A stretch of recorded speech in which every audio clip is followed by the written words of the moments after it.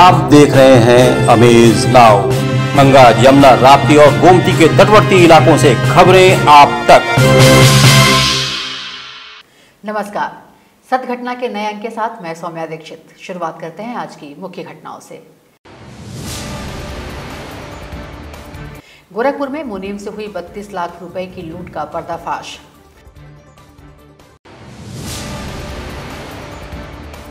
पूर्वांचल पत्रकार एसोसिएशन ने चौरी चौरा में पत्रकारों को किया सम्मानित। मतदाता सूची से नाम गायब, भड़के ग्रामीण।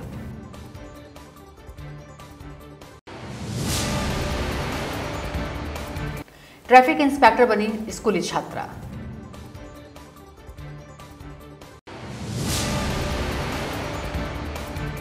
शहीद गौतम गुरुंग चौराहे को गोद लेकर भूल गया चेतना ग्रुप। गीडा स्थित फैक्ट्रियों में आपदा से निपटने के लिए किया गया कार्यशाला का आयोजन। और चौरी चौरा कांड के शहीदों के उत्तराधिकारियों को नहीं मिल रही है शहीदों को दी जाने वाली सुविधाएं। अब सत्य घटना विस्तार। गोरखपुर में रामगढ़ताल इलाके के आजाद चौक के पास मुनीम से 32 लाख रुपए की लूट का पर्दाफाश करते हुए पुलिस ने मुठभेड़ में 8 बदमाशों को गिरफ्तार किया है। पहले घटना को संदिग्ध माना जा रहा था क्योंकि मुनीम ने पुलिस को सूचना नहीं दी थी। साथ ही मुनीम पर रुपए हड़पने का भी आरोप लगा था।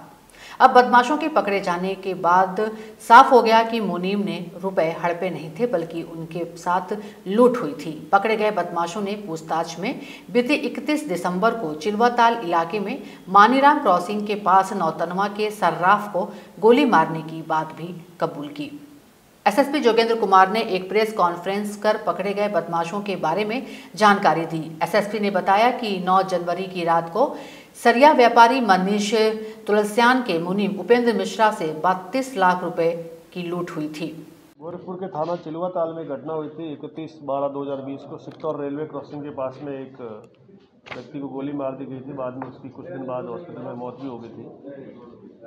कुछ चीज़ का खुलासा हुआ है और इसके साथ ही इन्हीं अपराधियों ने और इनके साथ मिलकर के और कुछ अपराधियों ने रामगढ़ताल थाना क्षेत्र में 9 तारीख को एक घटना हुई 32 लाख रुपए की लूट की। उस घटना को अंजाम दिया था। इसमें टोटल 8 लोग पुलिस मुठभेड़ में अरेस्ट हुए हैं।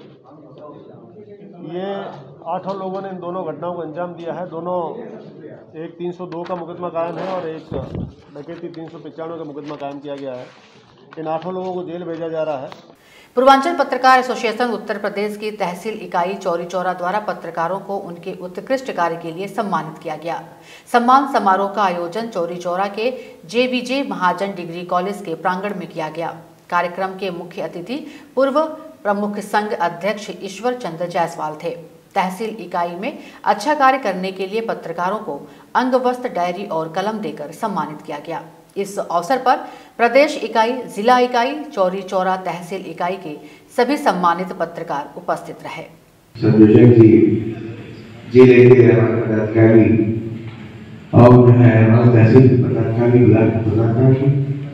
लोग को मैं यहाँ के सम्मान करता हूँ। चौरी चौरा यूपी के संत कबीरनगर जिले में होने वाले त्रिस्तरीय पंचायती चुनाव में ग्राम पंचायत अनई के करीब 8 से अधिक मतदाताओं के नाम सूची से गायब होने की खबर है। आपको बता दें कि खलीलाबाद ब्लॉक की ग्राम सभा अनई के BLO और ग्राम प्रधान की आपसी साठगांठ से कई लोगों के नाम मतदाता सूची से गायब हो गए हैं, जबकि गांव से बाहर रहने वाले ग्रामीणों के नाम फर्जीवाड़ा करके मतदाता सूची में जोड़ दिए गए हैं। इससे ग्रामीण आक्रोशित हो गए हैं। नाराज ग्रामीण युवाओं ने जिलाधिकारी को शिकायती पत्र सौंपकर BLO और ग्राम प्रधान पर मतदाता सूची में गड़बड़ी करने का आरोप लगाया है।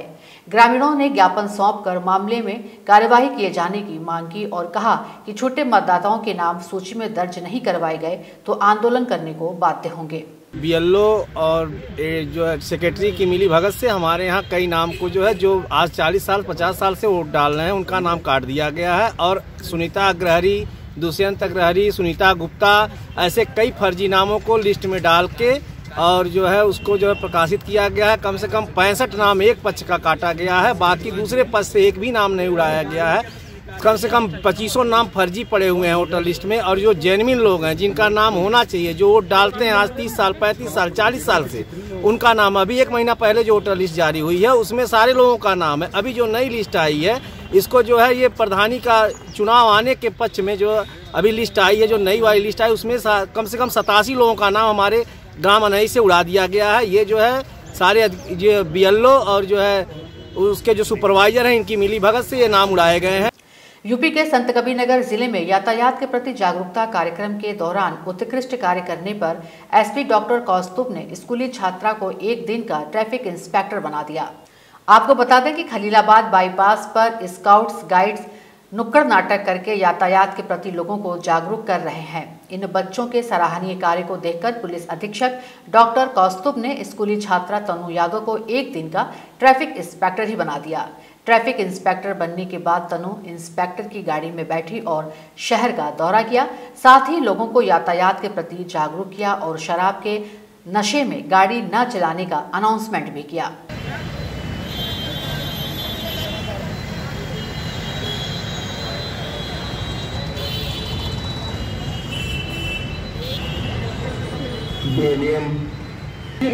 स्काउट गाइड के वॉलंटियर उनको उठाकर अस्पताल की तरफ ले जाते हैं। संतकबीरनगर के पुलिस अधीक्षक डॉक्टर कौस्तुभ ने कहा कि सड़क सुरक्षा माह हमारे द्वारा मनाया जा रहा है। इसी क्रम में आज ट्रैफिक विभाग तथा स्काउट एंड गाइड के बच्चों द्वारा साथ में मिलकर एक नुक्कड़ नाटक तथा प्ले के माध्यम से लोगों के बीच में जागरूकता फैलाने का और हमारे एक मुख्य चौराहे पे एक संदेश देने का प्रयास किया गया है। और इस प्रकार के प्रयास हम लगातार अपने स्तर से जारी रखेंगे ताकि लोगों में अधिक से अधिक जागरूकता लाई जाए। गोरखपुर जनपद के गीडा स्थित फैक्ट्रियों में किसी भी प्रकार की आपदा से निपटने के लिए डिस्ट्रिक्ट क्राइसिस ग्रुप द्वारा कलेक्ट्रेट स्थित मीटिंग हॉल में एक कार्यशाला का आयोजन किया गया। इस कार्यशाला के दौरान NDRF, DDMA, पुलिस प्रशासन और RRC की टीम मौजूद थी, जिन्हें आपदाओं से कैसे निपटे इसकी ट्रेनिंग भी दी गई। लग रहा है क्या हमारा मैनेजमेंट है, हम कैसे वो डील करेंगे, आप लोग ये बताएं कि टाइमिंग क्या रखें। इस मौके पर जिला आपदा विशेषज्ञ गौतम गुप्ता ने अमेज नाउ से बात करते हुए बताया कि आगामी 6 फरवरी को एक मॉक ड्रिल करके हम अपनी तैयारियों का जायजा लेंगे। गोरखपुर जो है वो मल्टी हजार्ड डिस्ट्रिक्ट है, तो गोरखपुर का जो गीडा हमारा क्षेत्र इंडस्ट्रियल एरिया जो है वहाँ पे भी एक नई बॉटलिंग प्लांट IOCL का बॉटलिंग प्लांट स्टार्ट हो गया है, LPG बॉटलिंग प्लांट है। और भी वहाँ पे इस समय HPCL है और हमारा IGL है। तो बहुत से वहाँ पे जो हमारे इंडस्ट्रियल्स वहाँ पर जो एग्जिस्टिंग है जो चल रहे हैं वो मल्टी हजार्ड यूनिट हैं। तो उन सब में एक हम लोग हमेशा समय समय पे एक मॉक एक्सरसाइज करते हैं जिससे कि यह जान सकें हम लोग कि हमारी तैयारी क्या है, हमारी जिला प्रशासन की तैयारी क्या है। गोरखपुर में महानगर की निजी संस्थाओं द्वारा चौराहे को गोद लिया जाता है और उनका रखरखाव किया जाता है। ऐसा ही एक प्रमुख चौराहा है एयरफोर्स के पास कूड़ाघाट में स्थित कारगिल युद्ध में शहीद गौतम गुरुंग चौराहा। निजी संस्था चेतना ग्रुप ने कुछ साल पहले लेफ्टिनेंट गौतम गुरुंग चौराहे को गोद लिया और इसकी देखरेख की पूरी जिम्मेदारी भी ली थी, लेकिन उसके बाद चेतना ग्रुप शहीद गौतम गुरुंग चौराहे को भूल गया। अगर आप गौतम गुरुंग चौराहे के पास से जाएं तो आप पाएंगे कि जिस जगह फूलों की सजावट होनी चाहिए थी वहां चारों तरफ गंदगी का अंबार लगा हुआ है। चबूतरे पर जो दरवाजा लगाया गया था अब वो टूट चुका है, केवल कब्जे बचे हैं। शहीद गौतम गुरुंग के सम्मान में राष्ट्रध्वज को यहाँ पर पेंट किया गया था, लेकिन अब इसकी हालत देखिए। जगह जगह से तिरंगे के रंग अब फीके पड़ गए हैं, जगह जगह धूल गर्द के अंबार लग गए हैं, जबकि शहीद दिवस अभी बीता ही है और शहीदों को श्रद्धांजलि दी गई है। अमेज नाउ की तरफ से हम चेतना ग्रुप से अपील करते हैं कि शहीद गौतम गुरुंग चौराहे की दुर्दशा पर समय रहते ध्यान दें और अपने गोद लिए चौराहे की व्यवस्था दुरुस्त रखें। अमर शहीद लेफ्टिनेंट गौतम गुरुंग की प्रतिमा है। ये वो तिराहा है जिसको स्वर्गीय मोहनलाल गुप्ता जी के अथक प्रयासों द्वारा स्थापित किया गया था। इस मूर्ति को यहाँ अपने माँ बाप की इकलौती संतान होने के बावजूद भारतीय सेना में गया और वीर गति को प्राप्त हुआ। आज इस प्रतिमा के समक्ष जो भी दशा दुर्दशा आप देख रहे हैं, इसके लिए कौन जिम्मेदार है? इसके लिए चेतना मसाले के लोग जिम्मेदार हैं, जिन्होंने इसको गोद लिया भूल गए। चेतना मसाले का प्रचार छाप दिया, भूल गए। उनको अपने प्रचार प्रसार से मतलब है, भूल गए। बाकी चीज़ों से कुछ नहीं लेना देना। ढकोसला, ढोंग, स्वांग रचने वाले ऐसे चेतना मसाले वालों के खिलाफ अविलंब नगर निगम को, जिला प्रशासन को उचित कार्रवाई किया जाना चाहिए। 1922 में चौरी चौरा कांड ने देश के स्वतंत्रता संग्राम को एक नया मोड़ दिया।